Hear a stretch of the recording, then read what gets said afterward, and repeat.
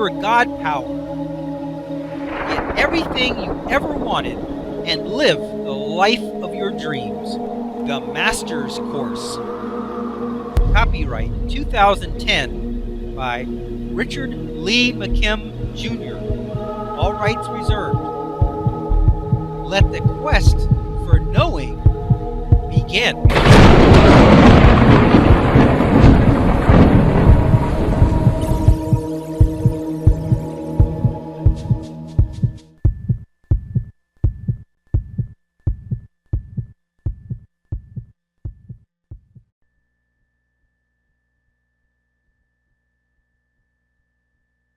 Chapter 13, The Reality of the Skeptic and the Doubter.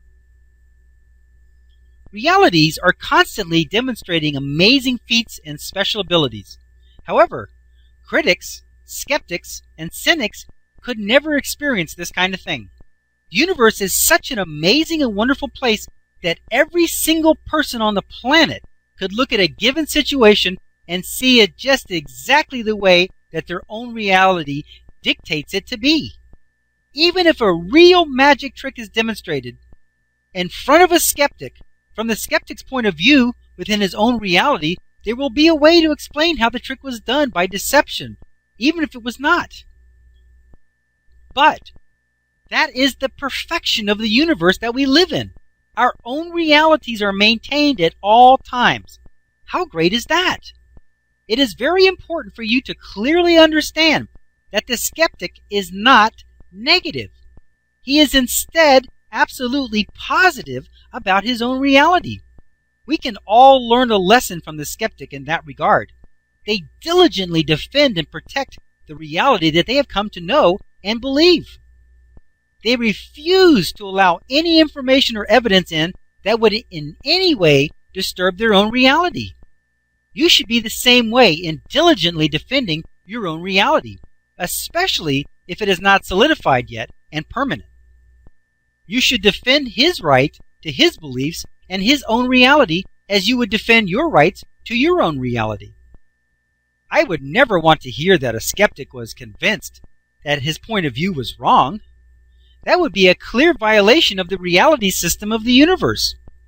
We have the right and the ability to create our own reality as we see fit.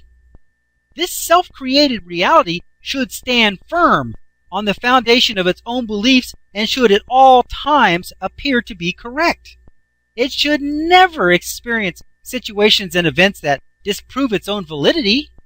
This reality, self-protection, is not only provided to the skeptic, but it is also provided to you and every other perceiver in the universe. You wouldn't want other people to be able to change your reality, would you? Fortunately, they cannot.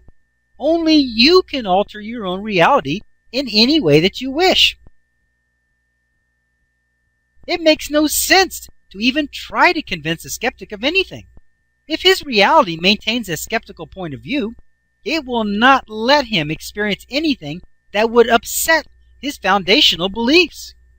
While you might want to ruin his day by proving him wrong, this is in fact a good thing that you cannot, because for the same reason that the skeptic's reality and beliefs are protected from harm or change, so are yours, and you wouldn't ever want it any other way.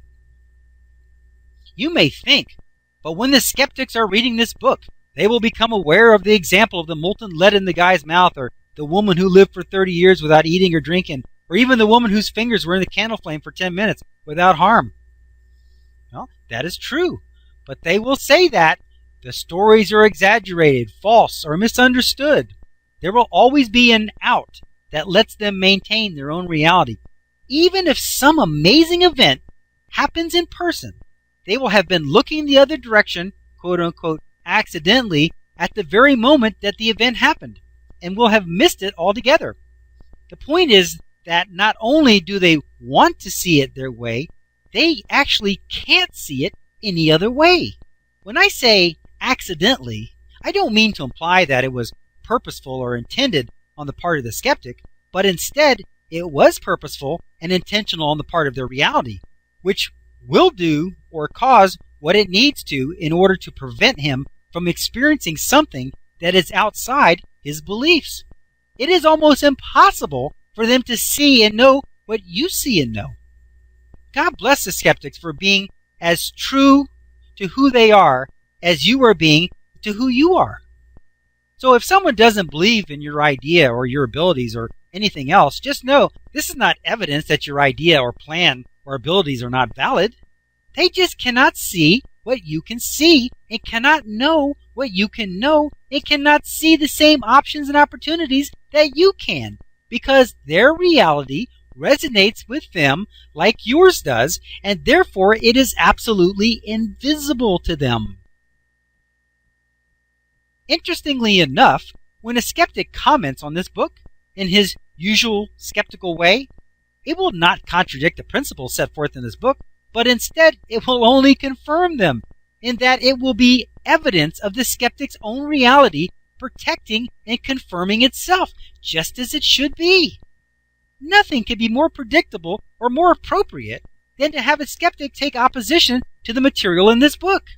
If a skeptic were to be converted by the material presented in this book, it could only be because he was already leaning toward a newer, more enlightened point of view. Otherwise, due to the perfection of separate and powerful individual realities, he could not and would not. Ironically, the more criticism this book gets, the more it proves itself. Let the skeptics be without criticism nor contempt. They have every right to their own reality, just as you have the right to yours. It is not your business to change them or anyone, just as it is not anyone else's business to change you. Everyone in this magnificent universe has the God-given right to have a reality of their own choosing and making, within which they will enjoy their own physical life experience. So be it.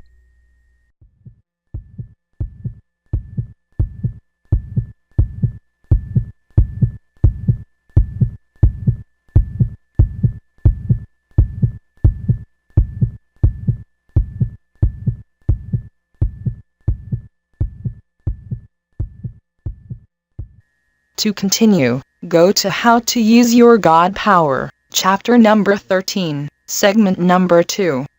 Let your quest for knowing continue.